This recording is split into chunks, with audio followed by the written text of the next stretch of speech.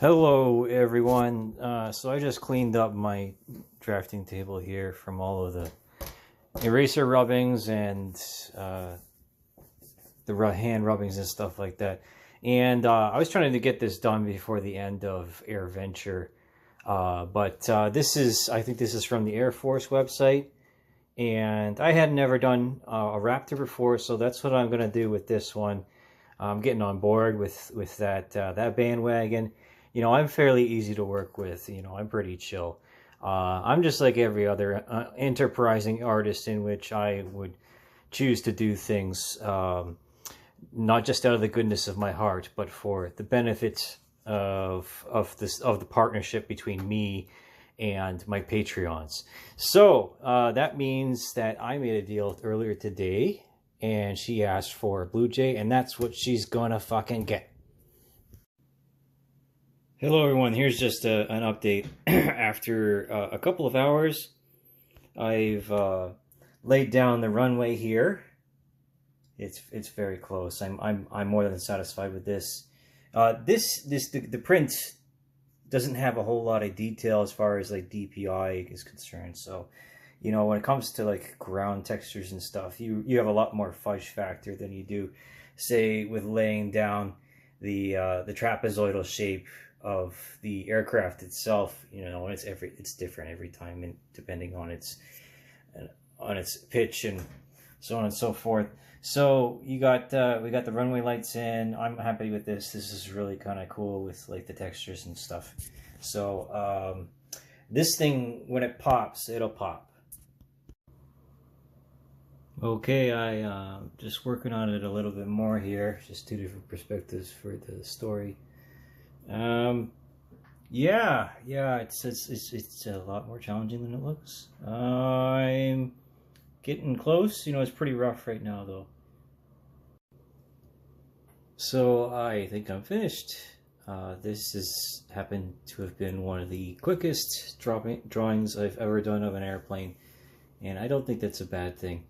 Otherwise, yeah, I'll probably do another Raptor at another point in time, but this was satisfactory, and I like doing it. I had fun. So I hope you enjoy it as well.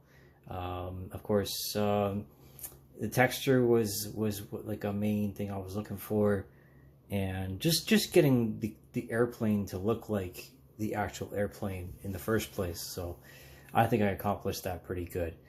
So I'm gonna pat myself on the back for today, because you know I turned this around so quickly, and it's still a good result. Like, it's not dog shit, right? I hope you feel the same way.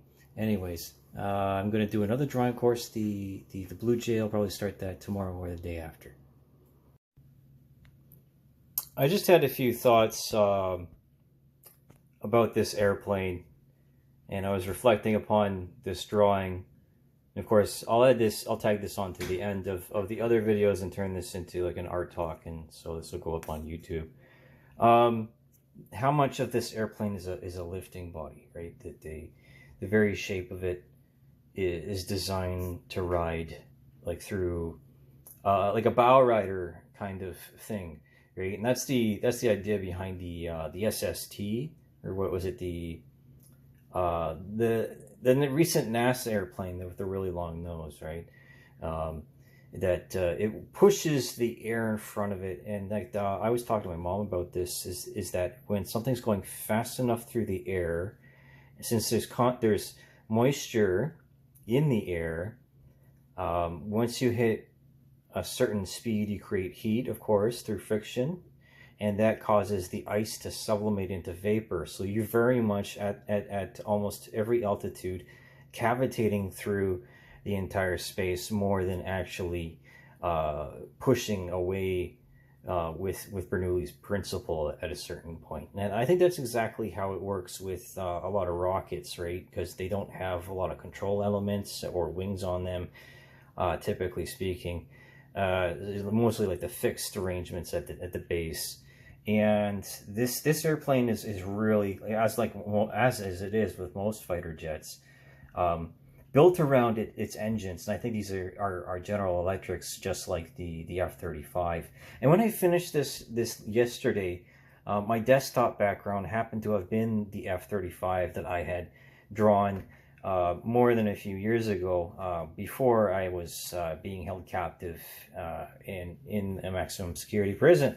So, you know, I was talking to the girls at the art store today, and I was like, you know, I haven't really felt like doing many paintings. I just don't have the motivation just yet. She's like, oh, that's okay. Everything goes in cycles. You know, sometimes we don't want to do that, and we want to change things up. And then, just, you know, nice conversation, a little bit of bitter banter, not bitterness, of course. And then I told a joke to a bartender, so that everything's been okay. I'm moving on to the next one here, which of course is going to be the Blue Jay. I've just finished up the border, and I picked this nice red-violet color. And, you know, we got like the whole 9 yards here of 50 cals going on, and a few extras too. So there's no shortage of target practice, so to speak, but I won't be shooting at any Blue Jays anytime soon, I'll tell you that much. Anyways, stay tuned. Thank you for watching this art talk thingy of Raptor V1. And of course, there's so much more to come. You know, especially considering how well this actually turned out, all things considered. You know, it can be really difficult to translate the image from a two-dimensional source that is from a three-dimensional source back to something that is approximating 3 dimensions through different techniques such as foreshortening and force perspective. So that's what I liked, and that's why it's a little bit different than the source photography, and you know, the aircraft's a little bit larger for emphasis, and that's what makes the difference between a copycat and an actual artist. The artist makes the choices with their liberties in order to make things either a little bit noticeable or to celebrate the subtleties. And that's where we're at. So yeah, art is worth fighting for. I hope you feel the same way.